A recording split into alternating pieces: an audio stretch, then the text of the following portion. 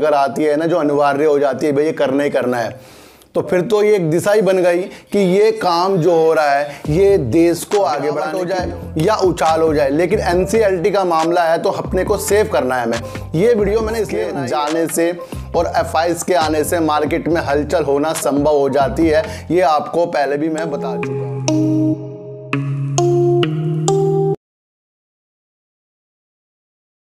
नमस्कार, मैं स्वागत करता हूं आपका अपने ही चैनल पर जिसका नाम है सार्थक बाजार से। और आज बात करेंगे सर अक्षय ऊर्जा की, जिसके अंदर जेपी पावर, सुजलॉन एनर्जी और अदर कंपनियां भी आ जाती हैं। ऊर्जा ग्लोबल को भी आप जोड़ सकते हो या फिर अदर कंपनियां टाटा, अडानी को भी आप जोड़ सकते हो। उसके अंदर क्या ऐसी एक न्यूज़ निकल कर आ रही है कि आने वाले दिनों में इनके अंदर तेजी के संकेत बनने वाले हैं सर।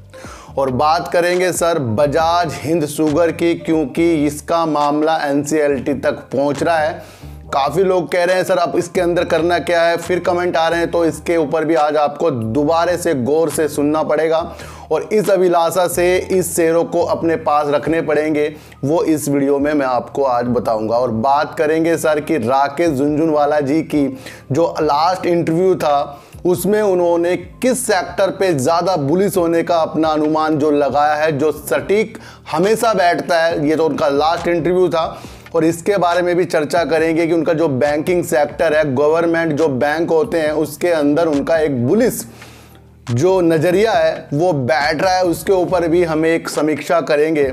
और बात करेंगे सर एफपीआई जो खरीदारी करने के लिए इस अगस्त के 2 हफ्तों में सर इतनी ताबड़तोड़ उन्होंने खरीदारी करी है, जहां उन्होंने जुलाई में, पूरे जुलाई में 5,000 करोड़ रुपए की खरीदारी करी थी, तो ये अगस्त में दूसरे हफ्ते में उन्होंने बहुत ज़्यादा खरीदारी करी है, तो उसका भी एक हम समीक्षा करेंगे। सबसे पहले आपको एक चीज़ बता दूं कि एफआईज के जाने से और एफआईज के आने से मार्केट में हलचल होना संभव हो जाती है, ये आपको पहले भी मैं बता चुका हूं।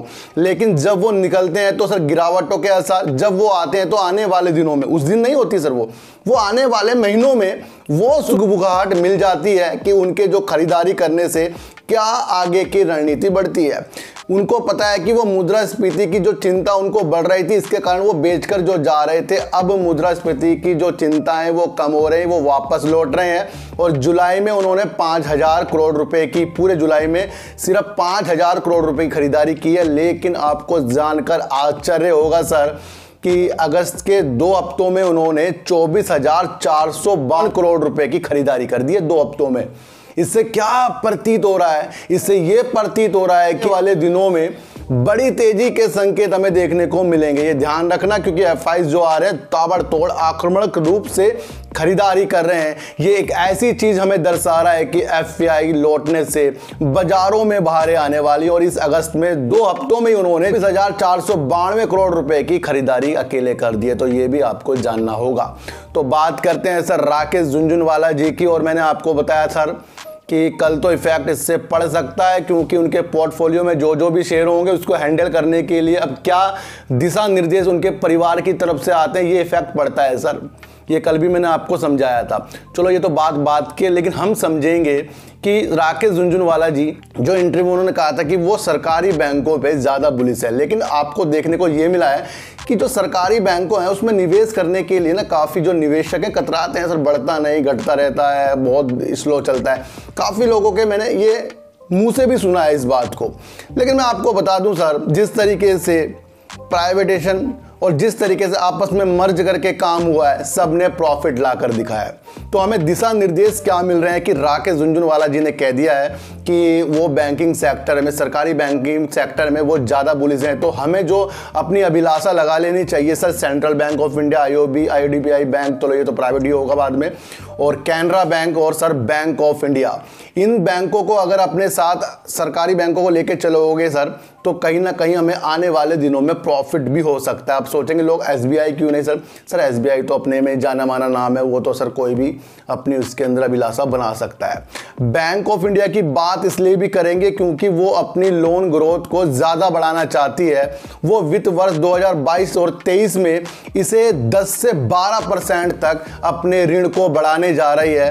तो कहीं ना कहीं आपको बैंक ऑफ इंडिया हो गया, उस पर भी आपको नज़र रखनी पड़ेगी। आईओबी इन्होंने भी रिजल्ट अच्छा ला कर दिया है, इस पर भी आपको नज़र रखनी पड़ेगी। तो इस तरीके के बैंकिंग सेक्टर के जितने भी शेयर हैं जो सरकारी से संबंधित रखते हैं, तो राकेश झुनझुनवाला जी का लास्ट इंटरव्यू का इफेक्ट जरूर पड़ेगा, ये मेरा मानना है। कहीं ना कहीं आपको इसके अंदर अपनी अभिलाषा को बनाना जरूर चाहिए सर।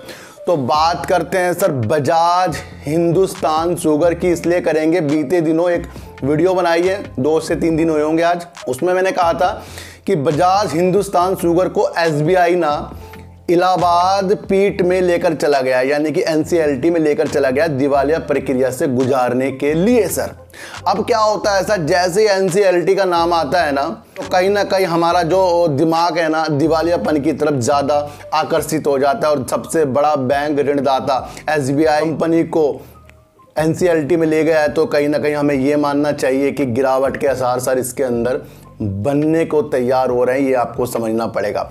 देखो सर, गिरावट हो जाए या उछाल हो जाए, लेकिन एनसीएलटी का मामला है तो अपने को सेव करना है हमें।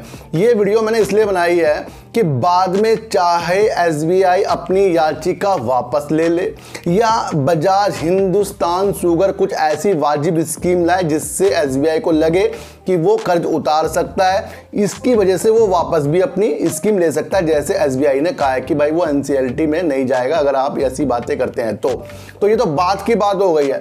लेकिन जो आने वाले दिन है उसको एनसीएलटी का मामला झेलना पड़ेगा शेयर को, ये आपको समझकर चलना है सर।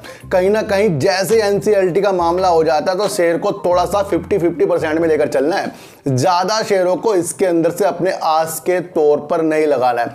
मैंने इसके अंदर जो खरीदारी करी थी सर वो कम पैसों में की थी, और जहां मुझे अच्छा उछाल लिया मैं वहां पर एग्जिट भी किया है, क्योंकि मैंने आपको बताया है कि ऐसे छोटे शेयरों से जहां प्रॉफिट निकल जाता है मैं वहां से फिर बाहर हो जाता हूं। मैं आपको पहले भी बताया था, और मैंने कहा था कि मैंने तो अपने पैसे डुबाने के लिए इसके अंदर डाले हैं, वो बहुत कम शेयर थे मेरे पास। तो वो तो अलग चीज़ हो गई कि हम छोटे मोटे भी प्रॉफिट ले लेते हैं, लेकिन मैं ये बता रहा हूं कि एनसीएलटी का नाम जुड़ा है तो ये आपको समझकर चलना पड़ेगा। और जिस तरीके से इनका कर्ज बढ़ रहा है तो ये आगे संभावना कुछ निगेटिव भी जा सकती है। वैसे फिलहाल इन्होंने 44.91 करोड़ रुपए का लॉस दे दिया है, जो एक निगेटिव ही न्यूज़ समझ लो सर। लेकिन इनकी जो सेल हुई है सर करीब 1529 करोड़, ये सेल भी कर रहा है, यानी कि अंदरूनी काम चल रहा है। अगर सर काम ना चलता तो ये इतनी सेल इनकी भी ना होती सर। तो कम से कम हमें ये दिशा मिल रही है कि इसके अंदर काम हो रहा है सर, ये काम हो रहा है। ये सारी चीज़ें अब बात की है, लॉस आए प्रॉफिट आए बात की है।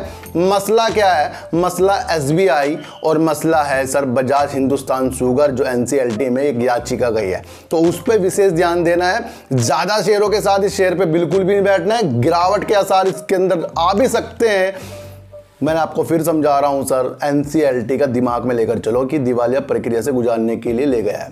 जब वहां से कुछ याचिका वापस होगी तब पॉजिटिव संकेत इसके अंदर हमें देखने चाहिए। और काम अच्छा है ये तो मुझे पता ही है, लेकिन एक मसला और भी निकल जाता है। मैं कहना क्या चाहता हूं आपको वो समझना ही पड़ेगा सर। तो बात करते हैं सर अक्षय ऊर्जा की सर। आपको मैंने बीते दिनों एक वीडियो बनाई थी कि जिस तरीके से मैंने कहा था कि कुछ हिस्सा राज्य सरकारों को अक्षय ऊर्जा का भी जोड़ना पड़ेगा। किसमें जोड़ना पड़ेगा सर, बिजली के लिए, यानी कि बिजली की वो जो लेंगे उसमें अक्षय ऊर्जा को भी लेना पड़ेगा।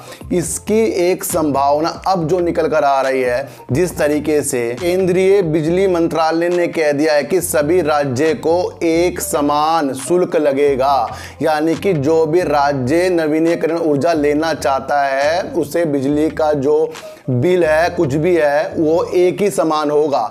ध्यान रखिए पूरे देश में एक ही शुल्क लगेगा। इससे ये होता है कि जो पवन ऊर्जा से, सौर ऊर्जा से और जल विद्युत ऊर्जा से जो बिजली लेगा उसका एक समान ही शुल्क होगा। ये बहुत ही बड़ी न्यूज़ निकल कर आ रही है। जिस तरीके से SECI की जो निविदाएं चल रही है वो उस तरीके से चलती रहेगी, उसके अंदर भी ये लागू होगा ही होगा, ये भी आपको समझना चाहिए। अब होगा क्या सर, राज्य इस स्कीम को बिल्कुल भी तोड़ नहीं सकते, ये पक्की है। और उनको ये काम ज़रूर से ज़रूर करना पड़ेगा। और केंद्रीय बिजली मंत्रालय ने ये कह भी दिया है कि हर महीने शुल्क चेंज भी होंगे, यानी कि आज 2.5 रुपये प्रति यूनिट जो मिल रहा होगा तो कल 2 रुपये प्रति यूनिट भी मिल सकता है। तो ये भी आपको समझना चलेगा। इससे दिशा क्या निकल रही है सर, जो भी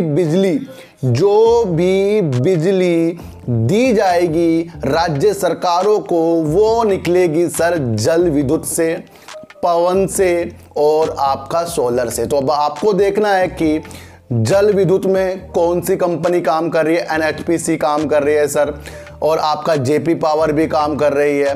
और सोलर में कौन कौन सी कंपनी काम कर रही है सर, आपको ज़्यादा पता होना चाहिए कि सोलर में सबसे अच्छा काम टाटा पावर कर रहा है। कहीं ना कहीं आपको इसमें अच्छी दिशा अपनी लगानी ही पड़ेगी। और पवन के क्षेत्र में आपको देखना है सर, आइनॉक्स विंड हो गया, सुजलोन एनर्जी जो पवन से जुड़ता हुआ काम है, तो ये अनिवार्य हो गया है। ये आपको समझना है कि राज्य सरकार नवीनीकरण ऊर्जा लेने के लिए एक समान पैसा देने के लिए उनको ये अनुमति मिली है। ये आपको समझना है, ये आने वाले दिनों में बहुत अच्छी चीज ला सकता है और ये आपको सोचकर चलना है सर। कुछ भी न्यूज़ जो निकल कर आती है ना, जो अनिवार्य हो जाती है भाई ये करना ही करना है, तो फिर तो ये एक दिशा ही बन गई कि ये काम जो हो रहा है ये देश को आगे बढ़ाने के लिए हो रहा है और कार्बन मुक्त करने के लिए ये काम किया गया है। ये बहुत ही एक बड़ी न्यूज़ है जिसे आपको समझना पड़ेगा कि अक्षय ऊर्जा, नवीनीकरण ऊर्जा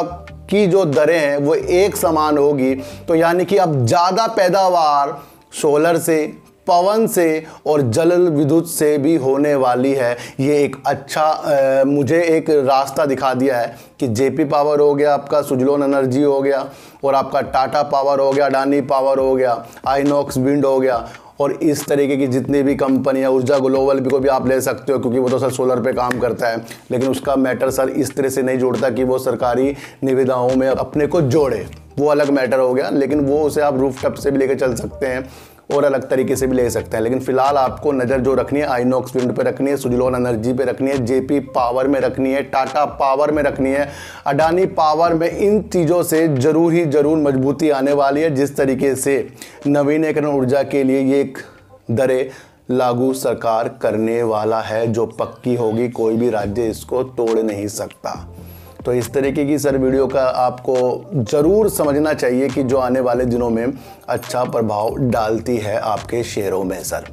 तो सर आपको करना क्या है, एफआईज जिस तरीके से 2 हफ्तों में इतनी खरीदारी कर चुके हैं कि बाजार मजबूती की तरफ है और राकेश झुनझुनवाला जी की नज़र सरकारी बैंकों की तरफ है, तो आपको भी अपनी नज़र थोड़ी सी तो वहाँ रखनी पड़ेगी सर। इतना बड़े महान व्यक्ति ये बात कह के गया है, ये भी आपको नज़र रखनी पड़ेगी। और कल का बाजार किस तरीके से माहौल को चेंज करता है ये भी सबसे ज़्यादा सबके ऊपर नज़र होगी, क्योंकि न्यूज़पेपर में सब जगह राकेश झुनझुनवाला जी की ही बात हो रही है। ये भी आपको समझना पड़ेगा। वो भी शेयर से संबंधित ही व्यक्ति थे, तो कहीं ना कुछ तो इफेक्ट इसके अंदर पड़ने वाला है। और सुजलोन एनर्जी, जेपी पावर, इन पे भी आपको नज़र रखनी पड़ेगी। जिस तरीके से ये काम आने वाले दिनों में होगा, ये अभी नहीं होगा सर, ये महीनों बाद होगा, कई महीनों बाद हो सकता है।